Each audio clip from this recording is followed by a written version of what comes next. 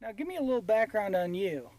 Tell me Okay, about where you're from and how you got here, and what your sure. agricultural background is, that kind of thing. That's not a short story, though.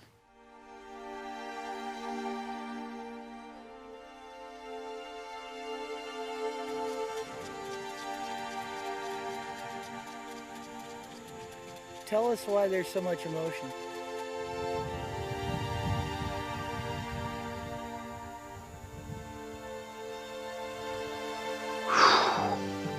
Wow. Let's see, I'm originally from Venezuela, and I grew up in a water buffalo ranch. I knew I wanted to be a ranch manager and work with cattle. So I went to vet school in Venezuela, and I did that for 2 years. It took me 2 years to complete 1 year just because of the strikes. If it wasn't the students, it was the teachers or the employees of the university. So it was all the time, on hold. I realized pretty quick that that was just going to be a waste of my time. So I applied for a scholarship, and I went to Montana State University. I went to the ag department. I studied animal and range science, livestock management. While I was while I was going to school there, I met my wife during a summer teaching rock climbing. But anyway, when we got here, it was basically to kind of start over in the States.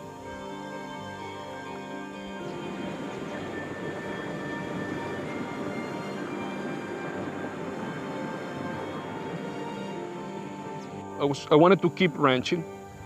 And when we drove up here, I found Emma and David in the driveway, and basically introduced myself and my wife and my son. And right away, she offered me the job, and I started working like the following week. But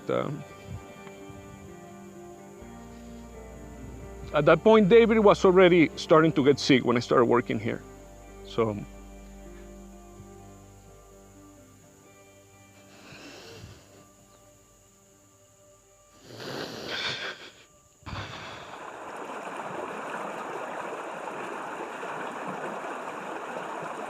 I worked here for 2 years, and just as a ranch hand. But the treatment was always great with Emma and with David.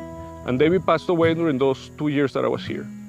And then I went on, and I actually went to study renewable energy, just to get more knowledgeable about stuff that you need to know at the ranch. And I did that for a little while. So I went back to Venezuela, and I tried getting back into ranching. And I did that for 4 years, and that's when the situation really turned out bad in Venezuela. So we left all that behind and came back. So this is actually my second tour at the Thai bar. And when we came back, I actually sent my wife and my kids ahead, and she ran into Emma at the grocery store and tells Emma what happened, and Emma's like, well, if you want to come back to the ranch, you're welcome.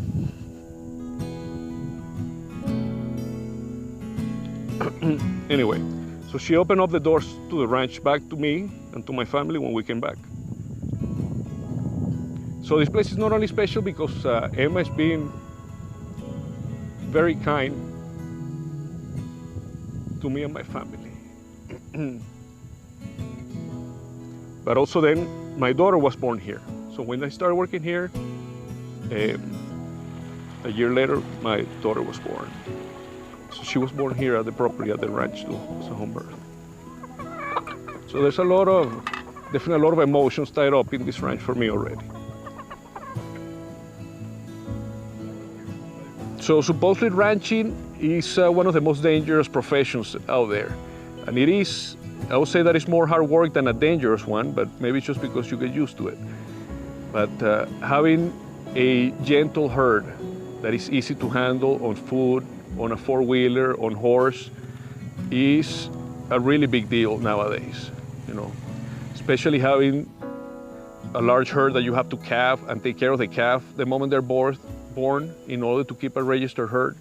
It's very important that added to the temperament of the cow. And a cow that you can handle is a cow that makes you proud. To me, a gentle cow is worth twice as much as a one. Actually, I don't spend money on a cow that is just not gentle. It's just not worth it. It's not worth anything. will wreck an employee and you lose more than the cow is ever gonna give you. So the ranching way of living, it really is something that you grow up doing. You know, Emma asked, how come is it so hard to find good employees nowadays? And it's because people just don't grow up doing it. You gotta grow up doing it to love it. And when you work on a ranch, you don't look at it as somebody else's cow, as somebody else's grass. You look at it as if it's yours, because you're the one out here irrigating it every day. You're the one out here taking care of the cows. You're the one that rides the horse. So it's really your horse. It's like your cows. So if you enjoy it like if it's yours and treat it like it's yours, you just don't have the financial stress. You just have the joyful part. So I guess that's something I learned in these changes in my life too. You don't have to own it to really enjoy it to its full.